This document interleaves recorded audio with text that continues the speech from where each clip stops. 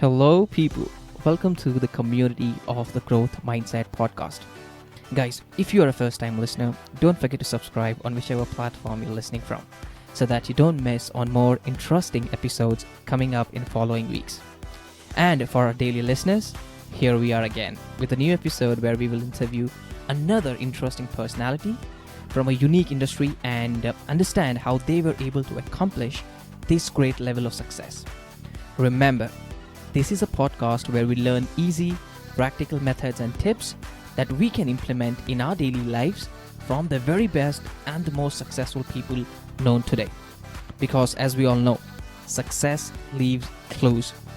And we, the people having the growth mindset, will use these clues to create a better, more fulfilling, and a successful life.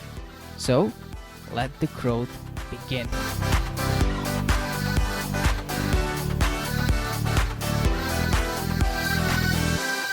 Dave, thank you so much for your time on the Growth Mindset podcast. It is an utmost pleasure to have you here.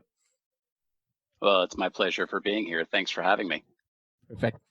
Now, Dave, I just want to understand before we dive into, the entire your experience and your experience basically in Sandler's training. Could you share, your story as to how and why did you get into sales first? I got into sales by accident. Here in the US, there's no track for salespeople, for engineers and accountants and attorneys and architects, yes. Mhm. But sales, no, you kind of just bump into it. So I grew up in a family where we didn't have a lot of money. Mhm. And so my parents always said, you can have whatever you want, you just have to pay for it. So I became very creative early on, and so I had the paper routes, and then we were shoveling snow and, you know, um, raking leaves for money around the neighborhood. And at about 14, I went to pick tobacco in the summers, and I did that all summer. And then really, I just had this thirst for becoming an entrepreneur because I watched people do things. And I said, hey, I would have done that differently. Hey, I could do this. But more importantly, I wanted to control my own fate and not be on the receiving end of somebody else's decisions. And I realized that the harder I worked, if I worked smart, then my financial goals were being met. Mhm. And that was a good thing for me because, as I said, I came from no money. Yep. Yep. And you've started your journey back in 1986, right? You started working for Sandler's Training, and it's been over 32 years now that you've been working with Sandler's Training, which is quite impressive. Now, how did you end up in Sandler's Training, and how's your journey been in the Sandler's Training company? Well, I was actually a client. I'm introverted by nature. So if you took all the behavioral profiles, it'll say Dave should not be in sales, right? Um, which, by the way, I think salespeople are made, not born. So if you agree with that, then Yeah. that means that you can always get better, right? So you're that way. So I went into sales. I joined a company. They were Sandler clients, and they said one of the requirements for being hired is that you had to go to this training program. And I actually had to pay for it, and I would have gotten my money back if I hit my sales targets. So they wanted to make sure that I was motivated, right? Mm-hmm. And I went as a typical hostage. I didn't want to be there, didn't think I needed it. I was young, Yeah. 24 years old, Mm-hmm. and I thought that the harder I work, the more money I made, but there was no correlation to that because I noticed that there's a lot of people not working as hard as I am, doing better than I was. Mm-hmm. So when I went there reluctantly, I realized that it was a conversational sales model. And it also realized that I didn't have to be somebody that I wasn't, right? I didn't want to be a fake and in front of a buyer. It just didn't feel right. So I gravitated towards Sandler. It's based on psychology, Mm-hmm. and I became the number one salesperson in that company. And then I said to myself, what's the best way to become an absolute sales machine? Well, why don't I work for the sales training company? And that's what I did, thinking I was only going to be there for a couple months. And then I ended up, training all the trainers. And then I went on the circuit to do speeches. For an introvert, it's a lot of pressure. And I ended Yeah. up buying more and more of the company until I owned it all. Wow, that's amazing. Now, since you have over 32 years of experience now, I understand Sanders Training is is more about asking the right questions, and it's more like an conversation based approach when how you sell to people, Hmm. right? uh, I want to Yep. understand what is the difference, what are some things that you've noticed, the differences between a normal salespeople and a great salesperson. A lot of times it's Hmm. just slight edge, right? Hmm. But I think there are three things that we call it the success triangle that a good salesperson has to focus in on. Behavior, what should I be doing and how often should I be doing it? Attitude, what's my mindset? Do I have equal business stature when I'm calling on somebody that is more successful than I am, or older than I am, or makes more money than I am? Do I have to feel inferior? Or am I stuck in a comfort zone where I'm working at 70% of my capacity, but I'm comfortable? And the last one was technique. So I Hmm. think if you do all three, successful salespeople do all three. So let's just do, as an example, Hmm. cold calling. Yeah. Here's the technique how to do it. I've got to do it X amount of times per day. This is what, and my mindset is, listen, I'm going to get a lot of no's. It's okay. I'm going to get rejected, but they're not rejecting me. They're just rejecting my product or service. That's a good salesperson. A not so good salesperson is only looking for technique. Just tell me what to say. Do this. But what happens is they get a spike in productivity and it goes back down. So Hmm. that's one. I think the other one is great salespeople are okay with failure. We know Interesting. in sales we're going to lose more than we win. So it's okay to do that. I think the good salesperson practices and practices. It's a it's a career. It's not an art form, it's a science. And if you would practice any other career, like I want my doctor to practice, right? I want my Yep. doctor to practice. I want my pilot to practice. Why don't salespeople practice? And so, for instance, every time I do a 1 hour talk, I've practiced at least 10 hours. And if it's a keynote, I've practiced probably 25 hours, even to this day, right? So I think that's there. And I said something that I want to go back to, which is that I treat it like a science. I know I can improve. I know that if I look at my numbers, I can actually tell where I need to improve. And I don't rely on my gut. I rely on the facts. And I think the last one is that there's a lot of things that we have to do in sales that make us really uncomfortable, right? Super uncomfortable. We don't know why sometimes, like talking to strangers, or it's rude to talk about money and all these things that we struggle with. Our parents told us not to do those things, and then our bosses tell us to go do those things, right? Yeah. My parents said, "Hey, don't talk to strangers." My parents said, "It's rude to talk about money." And I go work for my manager. Go talk to as many strangers as you can and get the budget on the table as quickly as possible.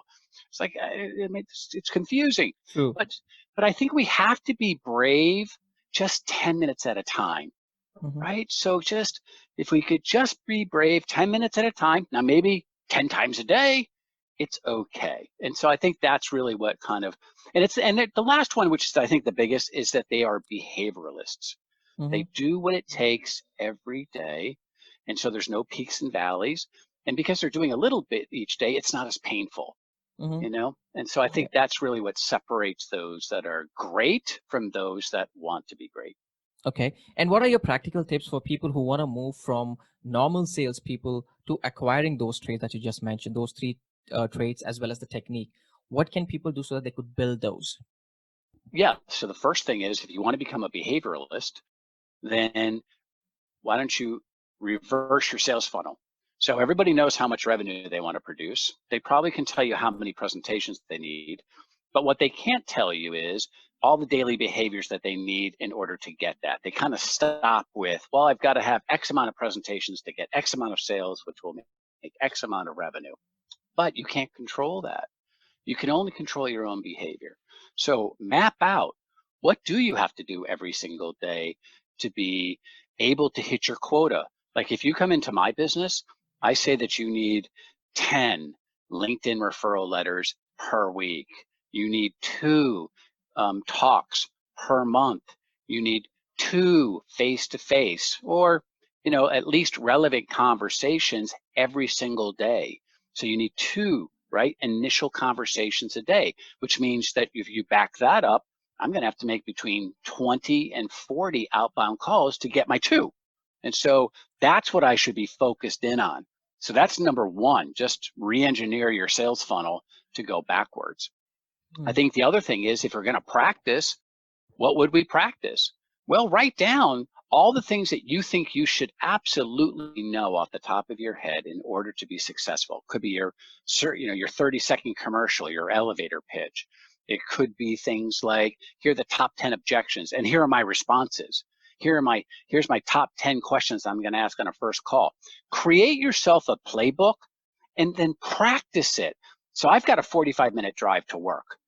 On the way, because I come in really early, there's no one to call, everyone's sleeping. So I practice every day for 45 minutes, something out of my playbook. So if you kick me into, hey, what would you do here? Bam, automatic response. Why? Because I want to focus on what you're saying as my buyer, not what I'm trying to figure out what to say next as the seller. So those are some really quick, easy tips that you can do. And by the way, if you know, how do you get ready for failure? Well, two things. One, don't take failure personally. That's not your identity. It's your role that is there. But why don't you go look for failures? Why don't you say, today, my goal is to find 10 people who say no. Now, you guess what happens? A, I'm actually looking for a no. And B, I might even get a yes. I mean, how crazy is that? So those are some easy things that you could do. Perfect. That's really interesting insight, because I've never approached sales with that perspective. Pretty interesting. I want to ask about this now. Obviously, there are two kinds of sales, right? One is inside sales and the field sales. Now, if you see the pandemic event, because of this now, our field sales obviously is totally out of the box. We can't do that. Right. Now, what can people do according to you to sell more in inside sales during this time? What is your approach? So I think the first thing that we can do is, we've already talked about it, is to practice, right? Make sure that you have your transitions. And I would suggest that you do what we call at Sandler a great upfront contract. So what does that mean? That means setting the stage. When you're in inside sales, a call that starts well tends to end well. If you don't have a clear set agenda, then that call tends to just move all over the place. So out of respect for your buyer and out of respect for your own goals in your company, in your family, I'd like to set what I call an upfront contract, which is a mutual agreement about what we're going to do on that particular call. And there's 5 things that you should talk about. So number 1 is the purpose of my call today. Tell them what it is. Number 2, how much time do we have? So I would say, I know we talked about a 40-minute call for today. Is that still good? And I want to ask that, because if a bunch of problems came up, I'm going to be respectful and let's redo. But I also want to know before I start whether you say, it's not a good time. I don't want to start my call. Then you say, Dave, it's really busy here today. I got to cut you short. And I'm only in 10 minutes. And I didn't know, but I could have known if I asked you, right? Exactly. Number 3, what's your agenda? What would you like to cover today during our call? Okay. So normally when I talk to people for the first time, there's probably 2 or 3 things that they'd like to know from us. And I mean, maybe throw out some suggestions. Tell me a little bit about, how you guys are different. Who else are you working with, right? Things of that nature. And then the 4th thing is my agenda. And in order to make the time as effective as possible for both of us, I'd like to ask a couple questions too. And I'd like to better understand when it comes to, and now you fill in the blank, whatever your agenda is. And then the last thing that I'd like to do, and this is all before we even start the call, is, what I found at the end of our call, we're going to be talking back and forth very openly, sharing ideas. We may find that we're going to be in one of 2 spots. Based on what we've shared, there may not be a fit right now. I think we're going to probably uncover whether that's accurate. Or on the other side, we may decide, you know what, it makes some sense. Let's take the next step. The next step in my process would be, we would set a call for about an hour. I would bring my team into it, and then I would tell them what my next steps are, right? Now, I have done this before we even started. Why is that important? Well, because most salespeople don't ask the prospect or the buyer, what are the 2 or 3 things you want to make sure we cover today? All they want to do is get their agenda out. They're so excited that I have a live person. They just suffer from premature presentation syndrome. Like, blah, everything's there, and you're just trying to take a breath. Like, True. when is this guy going to actually take a breath so I can jump in? So, and I want to tell you what my agenda is. Why? Because if you don't like it, let's talk about it up front. But I also get you ready so you know what I'm going to ask. I'm not surprising you. True. And the most important thing is outcome. Why wouldn't we talk about the goal of the call is for us to ask each other enough questions to determine whether it makes sense to go to the next step. And the next step is X, Y, and Z. Tell Mm-hmm. them. What you find is anxiety goes down, right? Your success rate goes up, and it becomes very conversational. That buyer, you ever sense that buyer seller wall where they don't know where you're going as a salesperson, so they're a little tentative? Well, this lowers everything because you've already told them where they're going. True. And that's there. Now you could have a conversation Yeah. versus they're just worried. So I think that's also some magic that you should be doing when it comes to inside sales. Mm-hmm. And I would say the other thing is really start listening to your calls, because what your ears hear your mouth saying are sometimes disconnected. If you listen to yourself, I can't tell you how many times I've listened to my own tapes. Sometimes I'm like, wow, I should fire myself. That is horrific. I mean, I thought I sounded differently, but I didn't sound differently. So you have to kind of listen to it as if you were the buyer and say, hey, I've got to talk, I got to do that differently. I've got to tone that down. That was a little aggressive. And you have to be brutally honest with yourself, right? Hmm. Be brutally honest with yourself. Always I'm looking for 3 or 4 things that I can improve upon as I listen to this. Not, I am a stud. That was one of the greatest calls I've ever made. True. you know, yeah, because I got Yeah. beat up all day by my buyers, so I want to pat myself on the back. That's not Correct. probably what you need to do. Correct. And it's very interesting what you've just mentioned. The one thing that I've noticed is the preparation, right? The preparation needed towards before you even get onto the call, and being very Yeah. clear about what exactly you want to get out of that call, so that the expectations are set both for the sales rep as well as the prospect, so that there are no more surprises in or during that call, right? So, Yeah. and I've also understand, normal, unlike normal sales processes, right, wherein we see it's a funnel. Sandler's training has a total different approach, right? More like a submarine approach. Would you like to shed a quick light as to what exactly Sandler's approach is towards sales? Sure. So I'll give you the Sandler selling system, because our model is different for a large enterprise Mm-hmm. sale, right? Because that takes longer time, multiple buyers. But if I was an entrepreneur and I'm in selling, I have 7 steps to the process. Number 1 is to establish rapport. So people buy from people, and they're going to buy from people who they like. They have to trust you. And when they trust you, they share their issues with you. Otherwise, they don't share their problems. And that's Mm-hmm. your goal, right? And so buyers don't get paid to change the way they buy, right? Sellers get paid to change the way they communicate. Mm. Step 2, upfront contracts. That's what we just did. Yeah. Set agenda. See, a good salesperson always knows where they are and always knows what they need to do to go to the next step, Mm-hmm. right? Number 3, pain. Mm. So why are they looking? What problems are they trying to alleviate? Look, there's only 2 emotions that people buy with: pleasure or pain. Yeah. You will move a lot faster with pain.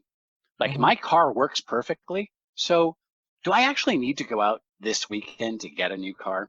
Probably not. I'm going to wait. But if my car is on the side of the road because it's no longer working, chances are I'm getting a car like soon, True. right? So what is the pain? Now, I think you have to understand, we can talk about the doctor analogy in a second, but you want to know at least 2 to 3 reasons, what their frustrations are and challenges. You want to know what's the financial impact of those, because if they're not costing them any money, you're going to have a problem when you get to your budget stage, right? So, Mm. so that's pain. And that's what I'm going to say. That's where you have to be a doctor. Ask good questions.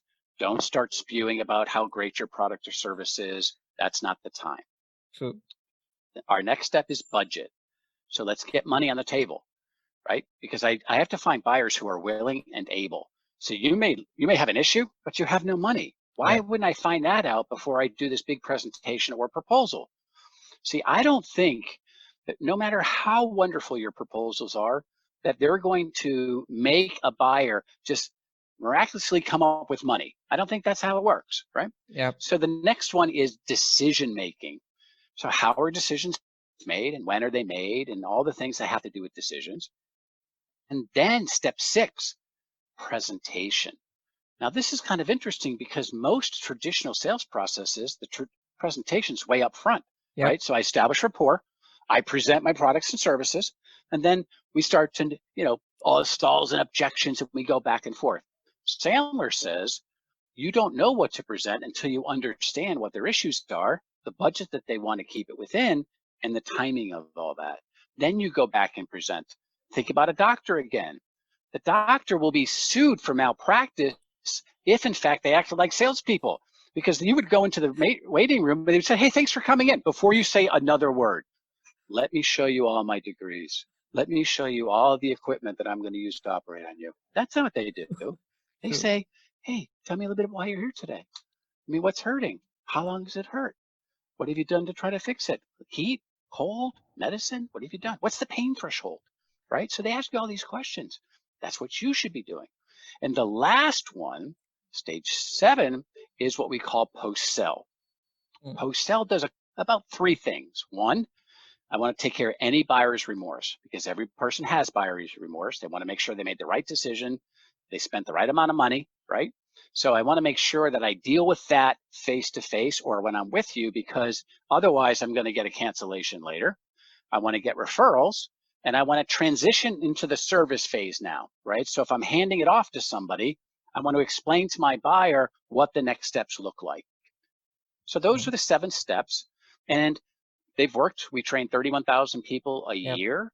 Harvard uses it. Stanford uses it. We give our material away for all the MBA programs. So it's very successful. Yep. Yep. Definitely. And you guys have been in the business for over 50 years now, right? Right. Which shows how you guys are making an impact out there. Now, I just want to go back to what you said, because the first point that you just mentioned, right? Developing the trust, which, Hmm. if one builds a trust with a particular prospect, then things get easier down the lane, right? But how Yeah. can somebody build that trust in the initial first call? Well, sure. I think the first thing is what's your agenda, right? Mm-hmm. I think the second thing is when maybe the prospect tells you that they have 3 or 4 issues that they'd like to solve in a particular area, right? Mm-hmm. Like let's just do some make believe here. I've Sure. got a service issue. I can't talk to a live person, right? They only call me when they want money. I don't like the way that it's a 8 week delivery cycle. Bada bada bada. Well, at some point in time, I will say, I think I can probably, and it's really premature. I have to ask you some questions. I probably think we could solve 5 of those, but just to be super transparent, our delivery is 6 weeks as well. So I just want to say that up front. So if that's an absolute deal buster, let's not even waste your time talking about how we may be able to resolve all the other ones. Who says that? Who tells them what they can't do, Very true. right? Yep. Yeah. And I think the other thing is that you should have a behavioral profile. So if are you familiar with DISC? uh Disc, no. Okay, so it's a behavioral profile. It's just how people interpret the world, how they talk. Mm-hmm. So I can pick out who's who. And I think it's my job to change. Like, for instance, I am what they call a high D or a dominant. So Mm-hmm. I want to just cut to the chase, you know, give me the facts, ask me my opinion. I'm happy to tell you, right? But if you're going to talk for 56 minutes of it, a 60-minute meeting, my head's going to explode. So I love you if we're done early. Yep. I loved you, but if then you say, well, we've got 20 minutes, how was your weekend? Oh, what? We were just done. What, I don't care about the weekend. True. So I tend not to ask about people's weekends because that's how I interpret the world. But if I'm in front of a different personality type, I say, Mm. hey, how are the kids? How the weekend? I know last time we talked about they were in a tournament for soccer. How did it go? Blah, Yeah. blah, blah, blah, blah, blah. And then I ease my way in. Because if I had done it my way, they would have said, oh, all True. he wants is a sale. Oh, he's pushy. Oh, I Yep. don't know if I can trust him. There's no connection here. And then a person with an inferior product is going to make a sale. Yep. Shame on me. Shame on me. So I have to figure out who you are and change the way I deliver my information. I'm Mm-hmm. maintaining my ethics, my credibility. I have 5 children, 5 Mm-hmm. kids. Yep. Yeah, every kid's different, right? I mean, they're all different. So you can't treat them the same. I have to explain what we're doing slightly different to kid 1 versus kid 5. And so just so they get it a lot faster and it's a lot less painful for everybody, right? And True. that's really what it is. Guys, this brings us to the end of the part 1 of this interview. Stay tuned, the part 2 will be uploaded this Thursday, where we will dive more deeper into the conversation and discover what it takes to be truly successful. Until then, take care of yourself, your family, and the people around you. Peace.